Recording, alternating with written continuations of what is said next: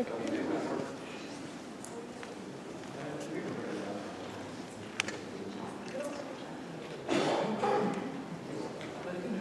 hello. Oh, nice. Hello? Oh, okay. Yeah, they are. Hi, I'm Jack Padgett. I have to stand back here. Yeah, we can just stand. So, there's a little bit of feedback. We'll try not to talk too loudly. Because How about we just project? we can just project if we really need to. This is actually an immersive sound experience. We'll turn them off. Yeah. We'll be okay. Ah! Can you guys hear us okay? Yeah. I turned this one off. This one's off. This one's up too. No, off. Oh, it's that one. Oh, am I standing on one? No. What did we do? Little did you know this was actually an alien abduction. We'll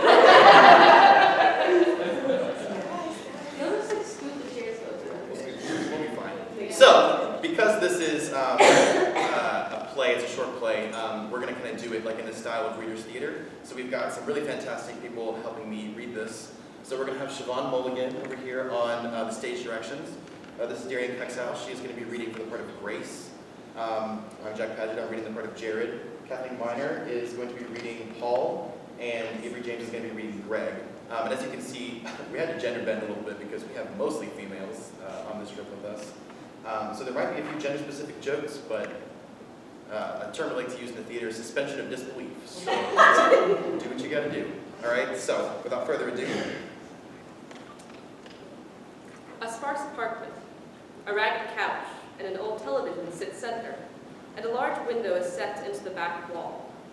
A kitchen table and several chairs rest stage left. Greg sits on the couch, silently playing a video game. A door is heard opening from off stage. Quietly. The door is closed silently, and Paul walks on, looking slightly annoyed. You don't need to remind me every time, Greg. Yeah, I do. You almost let that thing slam way too many times. Whatever. Paul sits down at the table, watching Greg play his game. After a few moments, It's a nice day out. Is it? I wouldn't know. Yeah, of course you wouldn't. All you do is sit here. I can't remember the last time you moved from that couch. That's beside the point. Is it? It absolutely is. Huh. What is beside the point? he pauses his game. God, Paul, you know exactly why. Do I? Yes, you do. You always give me a hard time about this, and I'm sick of it. People like us can't make observations like that, and you know it. Observations like what? Like how nice a day it is. You know, neither of us can tell if a day is good or not. We have eyes, don't we? Well, objectively, yes, but you can't judge a day simply by the way it looks. Can't you? Of course not. There are so many other factors to take into account. Humidity, pollen count, solar intensity, it goes on and on. And your point is? We don't have skin cells, Paul. We don't have functional lungs. We have nothing to tell us whether a day is particularly good or particularly bad. Except our eyes. He returns to his game. I give up. You're hopeless. I'm not. You're the hopeless one. God, how can that still be fun for you? I'm on a higher plane of being, Paul. That's how. You're ridiculous. Nonsense. You're just jealous that you haven't unlocked a flamethrower yet. No, I'm not, Greg. I don't care about your stupid game. Yeah, right. How can you not care about setting virtual pedestrians on fire? That's like the coolest fucking thing in the world. No, I really don't. I want something real, okay? I want something physical. Something physical. Yes. Well, good luck with that. What's that supposed to mean? You know good and well what that's supposed to mean. No, I don't think I do. Yes, you do. Tell me, Paul, what has going outside day after day after day really done for you? Mind your own fucking business. Nothing. And you know why? I'm not listening to you anymore. You hurt my feelings. It's because you have nothing outside of this room. The only things we can touch are in here. That's what happens when you and another guy stab each other to death. You get bound to the room you did it in for all eternity, because fate's a bitch. Yeah, well, maybe I'm sick of being here with you. You're so boring. The only thing you ever did was stab me. I want to live again, you know? I do. Being alive was amazing. Being dead is boring and lonely. I try to talk to people on the street, but nobody can hear me because to them, I don't exist. So I come back here and try to eat my feelings, but everything tastes like air. So I try to sleep, because at least then I don't have to experience my dull, shitty existence, but no matter how tightly I shut my eyes, my brain doesn't stop cycling through everything I regret about the life I had, because it doesn't need to sleep to show me what I hate about myself. So I stare at the backs of my eyelids and wait for the sweet release of death, but then I remember that I'm already there and it sucks! Is one of those regrets peeing yourself at the sophomore homecoming? Thank you for that, Greg. Because I think about lies. When I was alive, sometimes I thought that it sucked. Sometimes I couldn't handle it. Sometimes I wished I was dead. But now that I am dead, I'd give anything to go back. I daydream about it all the time, because even in the worst times of my life, at least I was still living. That's a pretty fucking stupid dream. Why would you say that? That's so hurtful. You know what else is hurtful? Being stabbed to death. You don't even remember that. Do too. Oh yeah? Why did I do it, huh? What was my motive? Lord Paul, I don't know. I was too busy trying not to choke on my own blood. I probably ate one of those pizza Lunchables you ordered. You're so insensitive. I'm just telling the truth. It's time you face reality, dude. There's no going back from being dead. But I just feel like if I keep going out, maybe I'll finally, I don't know, remember a smell, feel something again. It's never gonna happen. You're dead, and so am I. We have been for 11 years now. And unless they find some way to pull some Frankenstein shit, that's the way it'll stay. And going out day after day after day is doing nothing but digging deeper and deeper into a hole. I cannot stay inside this apartment with you for the rest of eternity. I think I'd rather be in hell. At least down there, you have space to be tortured in. They don't have battles with Optimum 4, though. I can tell you that much. God, there is more to life than video games, Greg. You're dead, man. You don't know anything about life anymore. Do too. I still remember what it was like. Kind of. I just know that it was wonderful, and that I miss it so much. I don't see how. Being dead is so much better. It is not. It's too. We don't have to wear deodorant anymore. No working sweat glands. I miss Old Spice. Okay, I kind of miss it too. A little. But that shit was expensive. And I love not having to buy stuff. You don't have any responsibilities at all when you're a ghost. Literally, the only thing bad about being dead is that you can't masturbate anymore. You did not just say that. You have to admit that you miss it. Yeah, but there was so much more to life than that. Don't you remember the smell of fresh flowers? How sweet it was? And how I had shit dripping from every orifice of my body? Yeah, absolutely. Well, what about the feeling of swimming in a lake or the ocean, the cool rush of water on your skin? I couldn't swim, Paul, you heartless piece of shit. Shut up. There has to be something that you miss about being living. I told you, getting boners was real nice, especially when I was alone for them. I tell you what I miss. Talking to people. See, now, that I miss least of all. When I go out, I always go to the same place, middle of Taylor Park. You know, that little cluster of trees just outside the apartments? So many people, so much noise. All I want to do is join in, but I can't.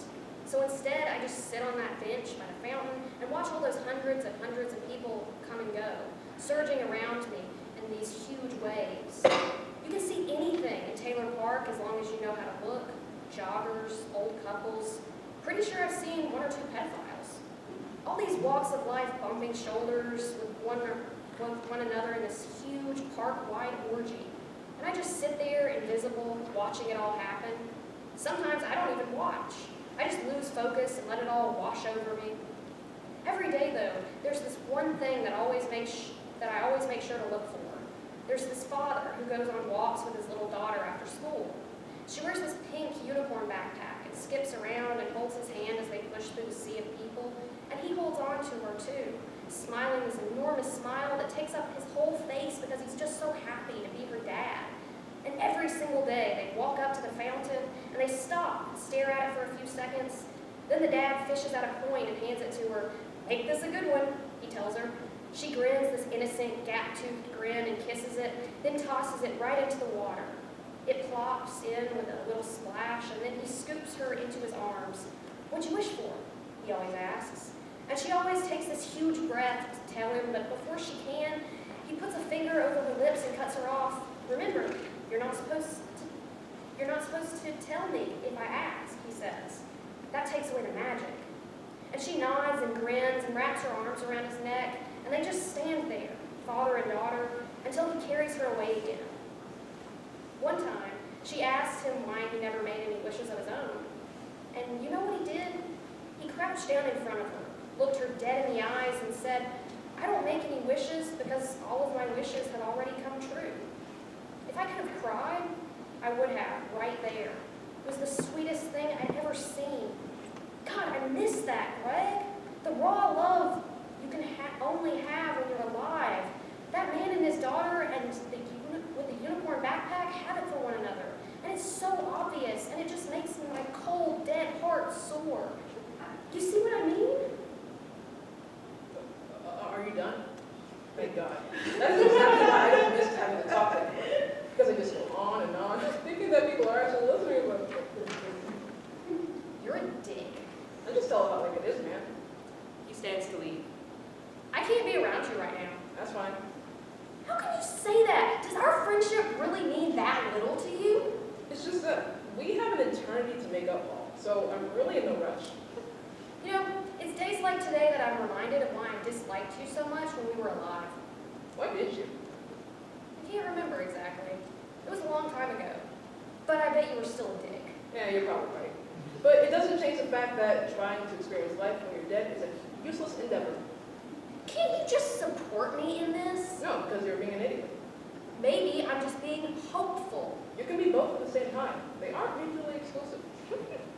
God, did somebody rob your grave today? You're being a real pain in the ass. Guess what? You can't feel pain in your ass anymore. Get over it. You need to apologize to me. No, I don't. I need to get the space achievement in this game. That's where you kill so many civilians that even the cops are scared of you. I poured my soul out to you, and you didn't even acknowledge me. Apologize to me right now, Greg. Nah. Do it. Nope. Apologize. Ask me one more time. Will you apologize? No. Fuck you. Right back at you. You're gonna apologize to me, Greg. If you don't, I swear, You'll what? You'll what, Paul? I don't know. That's what I thought. It's a lot harder to think of good threats when both sides of the argument are deceased. You know, Greg, one of these days, you're really going to regret acting like this. Acting like what? Rationally? No, acting so high and mighty, egging people on like this. One of these days, you're going to push someone over the line. Someone you love, maybe. There will be no way for you to take back what you said. What will you do then? You're kidding, right? Do I sound like I'm kidding? No. Which is what scares me. All I want is for you to apologize to me. Please, Greg, what you said hurt me. And I would be eternally grateful if you would show me that you cared, even in the smallest way possible. Can you do that for me as a friend? Greg looks at Paul, his eyes shining. He looks as though he's about to say something moving, something profound, and then...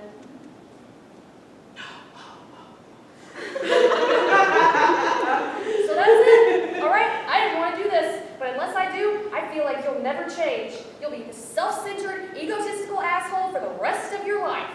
Paul approaches the window, beginning to unlatch it. What are you doing, Paul?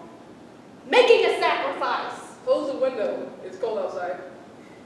Just remember that this is your fault, Greg. You've driven me to do this. What, enjoy the view? Just doing my civic duty. No, you idiot. I'm going to jump. You're gonna do what now? I'm going to kill myself. You're gonna... Alright, you know what? Suit yourself. There you go again. This is exactly why. I can't keep up this awful existence any longer, especially not whenever I share it with someone like you. Do you want me to beg you not to? Please. No, please, don't do this. Wait, stop. I'm sorry, but this is what it's come to. Damn it, Paul. Come down off that ledge. Maybe now you'll know better for the future. But you have so much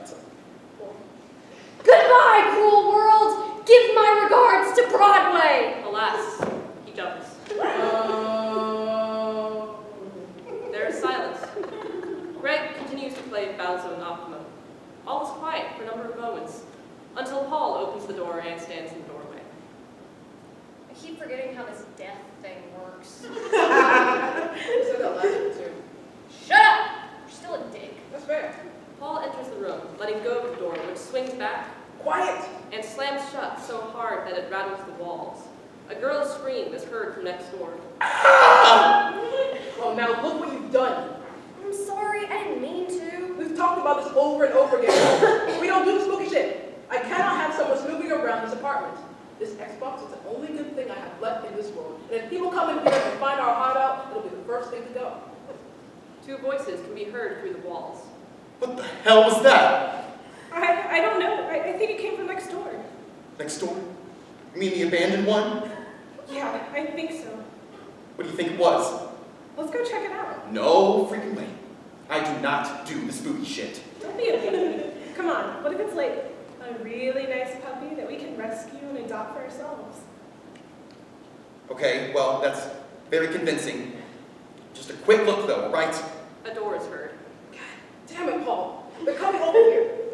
We are going to see absolutely stuff. If they hear us make any noise at all, they'll call some paranormal investigators or something and put salt all over the floor or some shit, and I am not about to clean that up.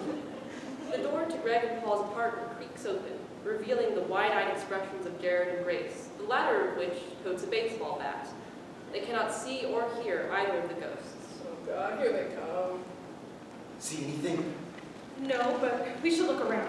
The two tentatively enter the room. Oh, I wish I could talk to them. I want to ask if they've been golfing recently, or maybe what sex is like. Shut up. I don't want to hear you say another word until they leave. Why not? It's not like they can hear us. But I can, and that's bad enough. It's really tidy in here. That's weird. We're not slobs. Well, one of us isn't. What did I just say? There's a bit of dust, but yeah, it's really neat. That's so strange. She sets down her baseball bat. I guess whatever was in here is gone.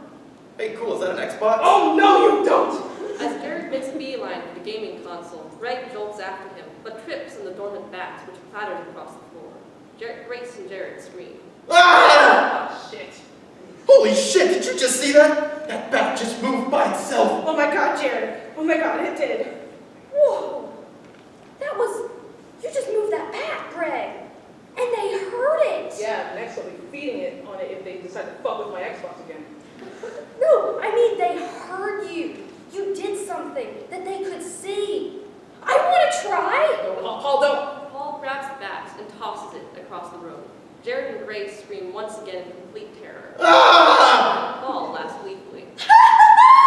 It's a ghost! Oh my god, I knew this place was haunted! Fuck! Go, the door. The two race to the door, only to be intercepted by Paul, who slams it shut before they can reach it. They scream again and retreat to another corner of the room. Ah! Why would you do that? We want them to leave, not keep them here. Dude, I am not about to let this opportunity pass. These are the first people besides you I've been able to interact with for 11 years. This is exhilarating. Let them leave, Paul, or next I'll be hitting you with a baseball bat. Good luck, Mr. I love being dead. No, I think I'm going to force them to hang out with us for a little bit. What else is there we can experiment with? He races to the cupboard and pulls down a rack of pans. Jared and Grace scream once again, maybe even begin to cry. Ah! Oh my god! Dude, will you quit? Think about how they might feel right now. You don't want to be associated with those demonic things that spin their heads around, do you? Well, no. But if I can't talk to them, I'm going to take whatever I can get. He chucks another kitchen appliance across the room to the music of their visitor's screams. Oh my god, we're gonna die! We're gonna die! Oh god, we're gonna die! I feel so alive! You're the worst. Paul dances over to the door and begins to rapidly open and shut it. Oh, come on, not the door. Other people might come and investigate. Wonderful! More people to stimulate. Don't use that word. This isn't like you do. Calm down, you're freaking me out. I want to talk to them so badly. Wait, do we still have any marinara sauce packets? Oh, I mean, probably. I haven't checked in a few years. Paul throws open the fridge and removes a small packet of marinara. Engrossed in their own emotions, Jared and Grace do not see. Jackpot! Thank God for all the preservatives they put in this shit. He squirts a daub into his hand, goes over to the wall beside the cowering couple, and begins to write. Jared and Grace notice the formation of words across the wall and watch with dread as the message, "I will end you," sprawls itself into existence. Damn it! I'm all out! Come on, what the fuck? Why would you write that? And why was it in that color? That's messed up. I didn't get to finish. It's going to say, I will end your loneliness by being your friend. Why the hell would you word it like that? You're deranged. I will end you. Oh my God, Grace, oh my God, it's gonna kill us. The two back away from the wall and towards the center of the room, where the window still hangs ominously open. You're cleaning that up, by the way. Otherwise, it will stain the walls. He goes to the kitchen area and removes the lamp, which scares Jared and Grace away from that side of the room, keeping them solidly center stage. Since when have you cared about stains on the walls? I'm always the one who cleans up after you, you pig. Who's the one being a dick now, huh? Oh, don't even give me that. After everything I endured from you, I feel like I at least deserve 1 or 2 jabs. The two continue to advance towards one another, the floating mop and the ketchup-stained, disembodied palms sending Jared and Grace into a terrified frenzy. They crouch together on the floor, holding one another and steadily backing up towards the window behind them as the following conversation takes place. Do you ever wonder why I make all those comments to you? Probably because you're jealous of my free spirit. No, Paul, I'm not jealous of you. I'm just sick and tired of how selfish you are. What? Don't be ridiculous. I'm serious. When was the last time you said something to me that wasn't demeaning? I have no idea what you're... Every day, you come in from your little fancy trips and you nag me for sitting on the couch and doing nothing. But the only reason I do that is because you're gone all the time. I'm here by myself so much, and what else am I supposed to do with my time? It's not like You always talk about wanting to lead this exciting life and meet all these people, but you forget that you already have somebody. When you're sad and lonely and depressed because you want all these impossible things that you can't get, who's the one that's always there for you? Me. Right there on that couch. I may be a snarky asshole to you, but damn it, that's because I love you, Paul. You don't need to interact with these people to feel whole. I'm here for you. And I will be for all eternity, that's a fact. That's the nicest thing you've ever said to me. You know what? You're right. I love you too, Greg. Get your ass over here and hug me. As he says this, he flings the mop to the side, which clatters to the floor right in front of Jared and Grace. The two are scared so much that they scoot backwards too far and topple out the window. They scream a little bit, but are abruptly silenced as they splat against the ground 10 stories below. Oh God, I forgot they were there. Are they dead? The two tentatively peer out the window. Ooh, yep. Definitely dead. Suddenly, distinct voices can be heard floating in the window from down below. Holy shit. What happened? Is that? Oh my God, are those us? Those are definitely my brains. Oh God, I think I'm gonna throw up.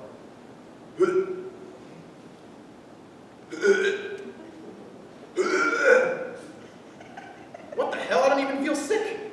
I mean, I've never seen brains before, but I feel like I should definitely feel sick in this situation. What the hell is going on? Looks like we're going to be sharing our room. I've got a different person. And you're back. Miss me? Not particularly. Well, get used to it. Those last few minutes were a blink in the expanse of eternity. He moves towards the door. Maybe next we can lure in a supermodel. In your dreams. I just hope the guy is a fan of musical theater. If you sing anything, I will murder you again. As the two exit, we can hear Paul begin to sing a snippet from You Gotta Die Sometime from the falsettos. Ed. Like we've done the other times, I will read off the name, the category, and the name of the winner. And then if you're here, you can come up and read your piece. And then we will give you a warm congratulations. And then we'll go through the list of winners. And at the end, I will also, at the end of the thing, we'll also recognize the print journal winners as well. So that will be the last thing we do. And then Dr. Glass will have a few words for us to close our thing. Very few words, but that's fine, yes. Okay, so to begin, the first place winner this year for poetry is Siobhan Mulligan from Berry College. Her poem, Sculpting.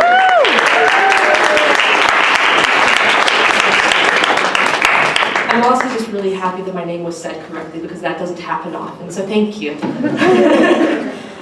So this poem was kind of prompted by a line from Howl by Allen Ginsberg.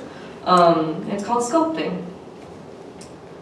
We searched in the white clapboard walls of the Baptist churches that circumscribed our childhood questions.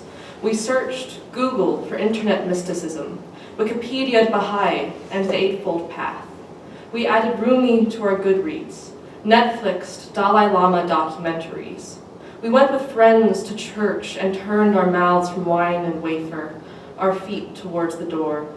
We ached for the God of the stars, the dynamo turning us from mere flesh and marrow, mere cartilage, turning us greater, expansive, expanding, mechanical, electric, and spinning with the exhilaration of inhaling frost on a cold winter's night. We sang loud around the campfire and felt our breath yearn towards the singular, the becoming. We backpacked cathedrals and stood in St. Peter's with the choir humming in our lungs. We saw Michelangelo in the Pietà and the holy in the Pietà and the human in the Pietà. We asked and were asked, why care if he is only human to you? As if the compassionate human were less remarkable than the compassionate divine. As if a mother's grief were not still a mother's grief. We wondered at the stone, its marrow, its maker. Maybe this is how it is. The stone and the unseen chisel, carving until the angel or the man is set free. Maybe we are waiting for the marble to be skimmed from our skin, for the dust to clear our lungs. We wipe dust from our ribs and see them as pews. We stretch our hands and sing holy to the stars, the sinners, the black holes ravenous in the center of our galaxy. We download tarot decks from the App Store and see our future in loading screens and the spin of wheels. We have time to become comfortable with the shape of our doubt, its weight, its edges, worried smooth like a stone. We hum hymns to the strings of the atoms that vibrate in our lungs. We praise the unheard clink of chisel that chips still at our crowns. Thank you.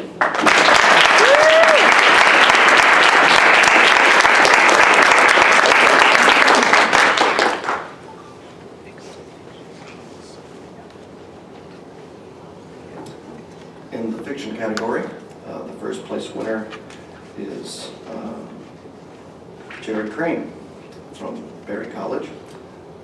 His story called The Oasis.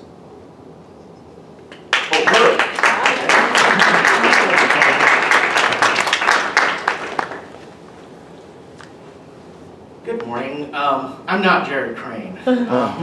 My name is Will Donnelly. I'm an assistant professor of fiction writing at Berry College.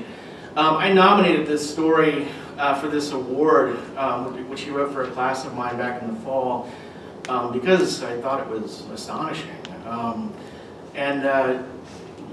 Not long after Jared discovered that he had won this award, he went home for spring break, began having some health complications, and was diagnosed with Hodgkin's lymphoma. So he can't be here today. We miss him terribly. We're really proud of him and his work, and wish him all the best. He's going through chemotherapy right now, and still writing and sending me his work as he does so. But we're proud to have Avery James, who's here to read his story to you all today, and we'll be filming this for Jared. So, hi Jared. All right. Good morning, everyone. Hi, Jared. This is The Oasis by Jared Crain of Berry College. January 1st, 2150. I am not God. I want you to know that. I want you to know that I know that I know. I did not create the oasis, nor was I aware of how expensive the roots of its fates would extend. God would have been successfully capable of both. It is simplest to imagine the oasis as a massive square, and by massive I am talking 40,000 square miles of square. It was a lot of square. This great expanse was created, no, not created, but separated, apart from the rest of the earth near the east coast of Africa, not 100 miles above the equator. Half of the square resided in what was once Kenya, the other half in what was once Somalia. I still wonder to this day how the rest of the world never noticed us. If I was God, I wouldn't have wondered this. God doesn't wonder. I know that now. The square was broken apart in 4 quadrants. I intended to call them biomes, but I fear the term is too broad. They are subhabitants, really, each 10,000 square mile microcosmic landscape. One quadrant was temperate forests, replete with a mix of deciduous and coniferous vegetation and highly variable in topographic elevation. The mountain, we called it. The quadrant below this one was tropical forest, also dense in vegetation. A system of rivers branching from the wide Juba River in Old Somalia ran through this ecoregion, which we called the rainforest. The third quadrant was modeled from the bayous of Louisiana, back when the states still held their unity. A thick mass of mossy trees and brackish waters. We called this region the swamp. The final quadrant was very isolated in trees, but rolling with shrubs and grasses. Though less variable in elevation than the mountain, this landscape shifted enough to display an array of hills and valleys. We called it the grassland. Let me bring you up to speed. The oasis, 140,000 square mile square, hidden from the world in Africa. 4 10,000 square mile quadrants, the mountain, the rainforest, the swamp, the grassland. I have never been, nor could I ever be, God. I employed 20,000 Somali security guards to make sure no one got into the oasis and nothing got out. Not even they knew what was occurring within the confines of the Great Square. For this reason, I paid them quite well. Really, there were only 200 of us, those of us who were aware. 40 geneticists, 40 field researchers, 20 biologists, 20 climatologists, 20 geographers, 20 biochemists, 20 statisticians, 10 biotechnologists, 4 wildlife veterinarians, 4 paleontologists, and me. Every successful pack needs an alpha dog, the key word being successful. Maybe this means I wasn't the alpha dog after all. Nonetheless, I invented the idea for the oasis. At the time, I really believed I was going to change the world. I was going to make it better. One of these 2 things I did accomplish. I was only 20 years old when it all began. During stage 1, we atmospherically separated the oasis from the rest of the African continent. I won't bore you with the dreadfully specific scientific processes it took to accomplish such a feat. All you were required to know is that the massive square was walled by a gaseous, not a solid barrier. Don't ask me how such a barrier was contained.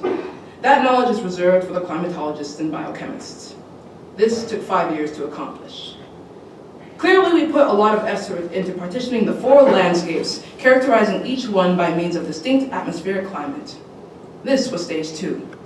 We controlled each climate separately, so that the vegetation of one region would eventually separate under its required conditions, or more generally, so that everything would just remain in a supported equilibrium. For instance, the mountain had to be kept cooler, the rainforest wetter, the swamp more humid, the grassland warmer. We had neither created nor named these regions yet during this stage, but we had prepared them to perfection. 10 more years had passed. In stage 3, the 4 regions did meet the standards of their names. With the carefully controlled microclimates, we planted the appropriate kinds of quantities of plants. Deciduous and coniferous trees scattered the mountain. A dense canopy covered the rainforest. We planted mangroves and reeds throughout the swamp. We planted bush and grasses throughout the grassland. The vegetation was complete. This took 20 years to master. The 4th stage was quicker, but perhaps the most complex and difficult to accomplish. We had to make sure each region received the amount of sunlight and maintained the adjusted temperature required to sustain life. Again, the science behind this process was beyond my realm and completely reserved to the biochemists, geographers, and climatologists.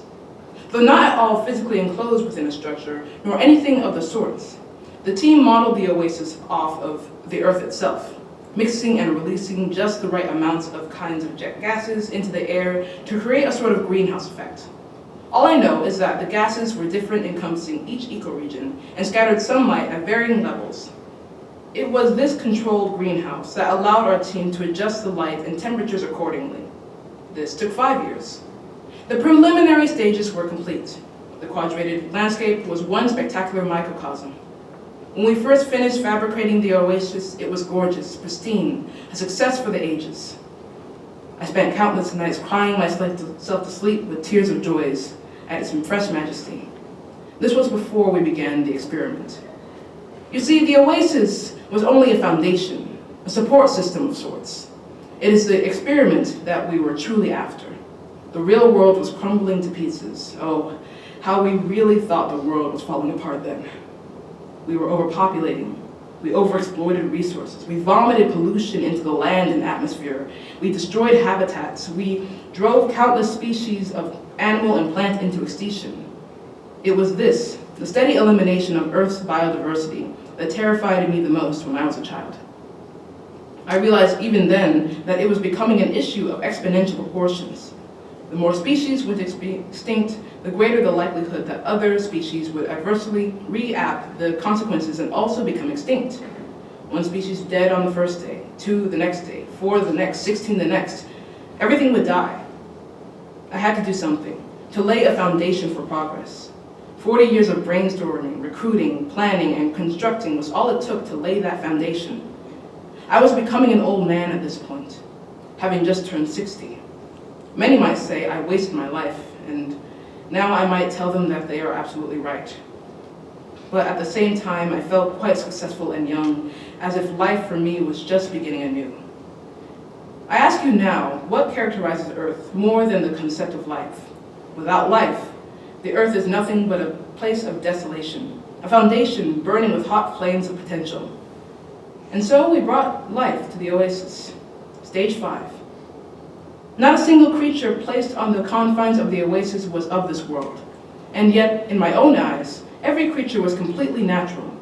By natural, of course, I mean that there was no mystical nonsense involved in their imagination, invention, or mechanization. The only magic behind their introduction was science. No like species could be found in the natural world outside the Great Square, and each existed within the limits of our human creation capabilities. Clones, genetic mutants, hybrids, or other. I breathed life into every one of them. It was natural, for I made it happen. The rules were simple. Every species created had to be able to thrive within one of the 4 subregions of the oasis. Every species was genetically invented. Species could be clones of extinct species, genetic hybrids of multiple species, or genetic mutations of current species. But no species could be removed from the landscape outside of the oasis and simply added into the biodiversity of the square. This was not a zoo. We could not mess up the control group that was declining biodiversity of the Earth. This experiment, in order to work, had to remain completely separate. Every species we invented had to coexist and occupy a separate niche to ensure healthy biodiversity and ecology within the oasis.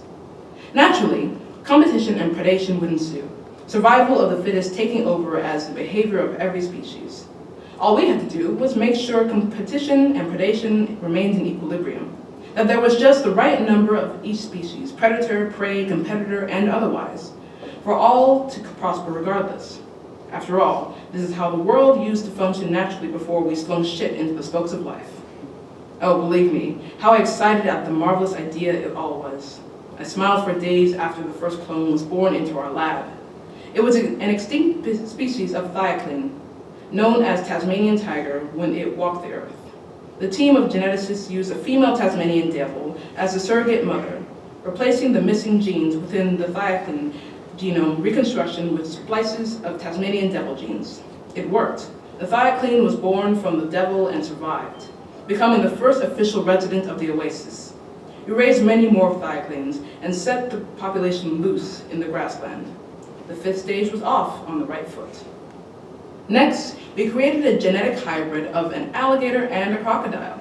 Again, splicing genes together until the beast was born alive. It had the narrow V-shaped snout of a croc and the thick upper jaw of a gator. It was beautiful.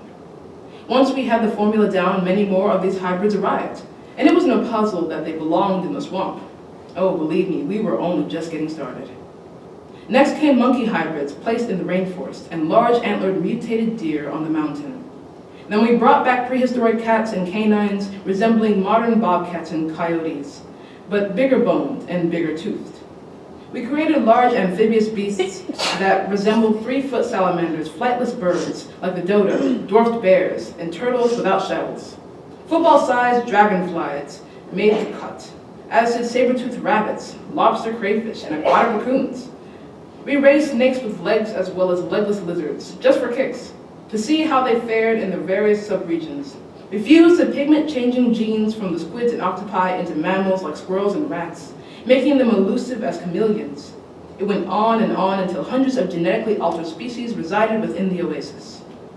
I regret, and am deeply embarrassed to admit to you that there were a few times that the experiment became more of a game.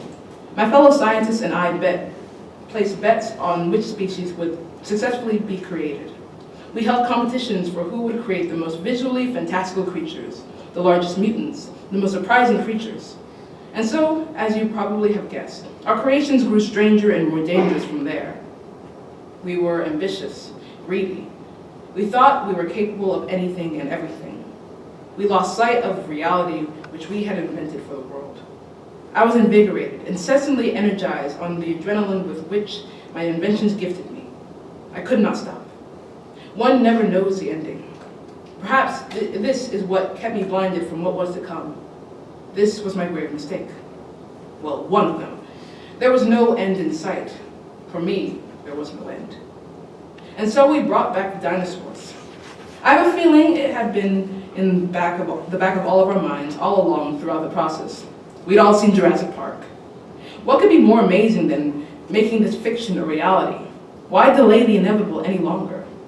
The paleontologists, naturally, drew the DNA from the Jurassic period. Maybe this was some sort of acknowledgement to their favorite movies, I don't know, but I didn't care. We were going to clone dinosaurs, and clone we did. The first dinosaur we set into the oasis was Archaeopteryx, which any true scientist knows is the traditional species between dinosaur and bird, one of the most important species to ever exist. Fortunately, we had all watched through enough Jurassic Park to recognize that we should stay small and safe with bringing back the big lizards, no velociraptors, and heaven forbid we consider the Tyrannosaurus. Every dinosaur was either a small carnivore no larger than a dog, maybe a Brachiosaurus or Nanosaurus, or an essentially harmless plant eater like Stegosaurus. Yes, we successfully brought back the great Stegosaurus into the oasis, the largest animal in any of the 4 subregions. And nobody knew it but us.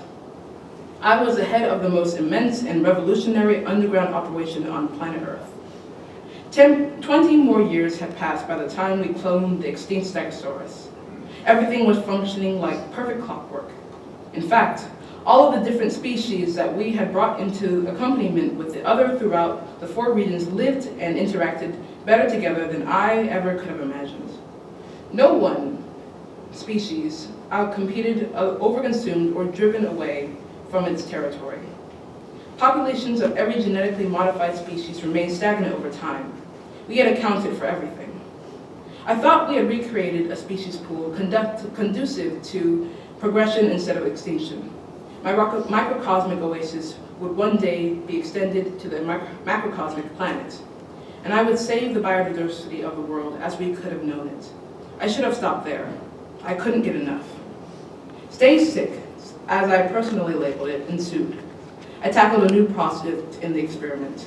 Every species we had brought to the oasis up to that point contained the genes of some other species, either deceased or living on Earth.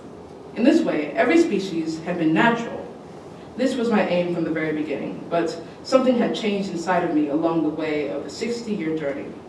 I have come to believe that the beast inside one's soul always finds a way of escaping into the world. I desired to surpass what is natural. I wanted to create the unnatural, and something inside yearned to invent something even supernatural.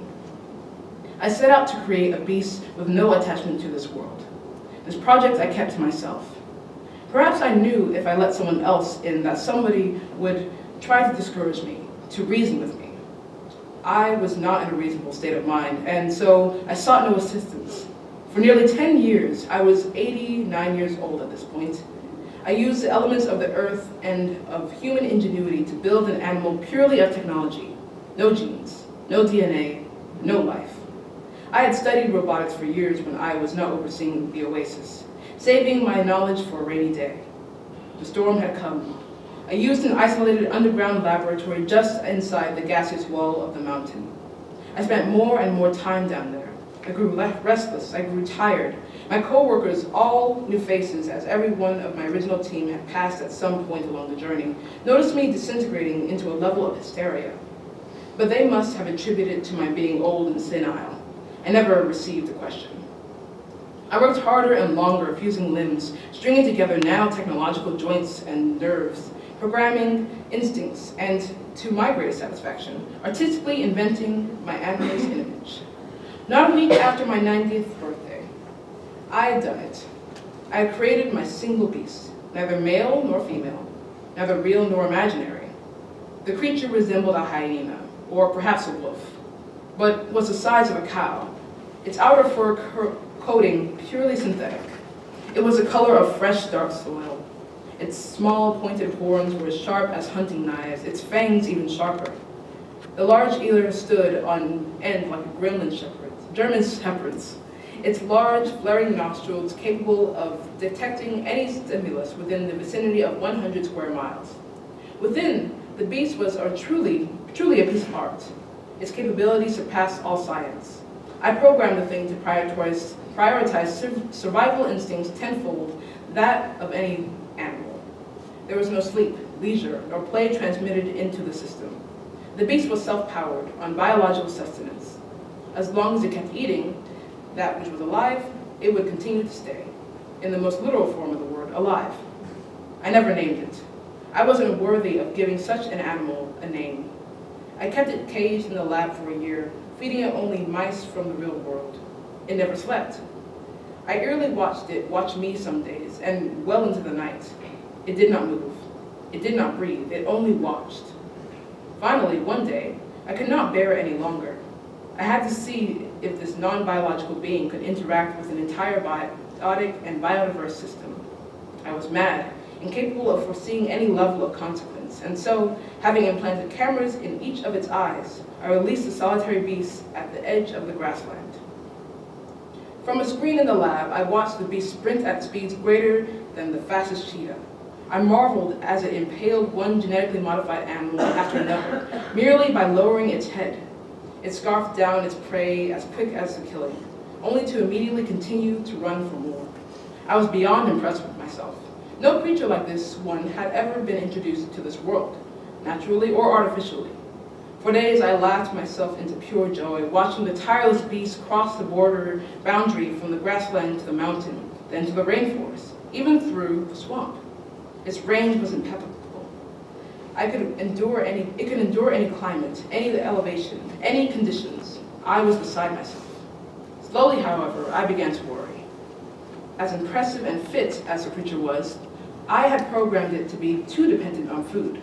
I found that even being inanimate, the beast preferred flesh to vegetation, as if maybe it enjoyed the hunt over thriving off easy plant food. I watched entire genetically morphed populations go extinct to my animals ravaging. It was only then, I regret to inform you, that I realized the experiment had spent over 70 years enacting, about to crumble to pieces due to one beast, an unhuntable beast, for which I had not invented an off-switch. In the swamp, my creature killed and consumed every last crocodile, as if it found smaller game too boring. With the crocodile gone, it was inevitable that the smaller animals that they preyed upon would become too populated to the point of overexploiting their own resources, forcing themselves into extinction. This pattern reoccurred as my creature killed off the meat-eating canines and felines, the thioclines, the bears, the dinosaurs, and every last predator in the oasis. It was a predator that only seemed to feast on predators, one that could not lose.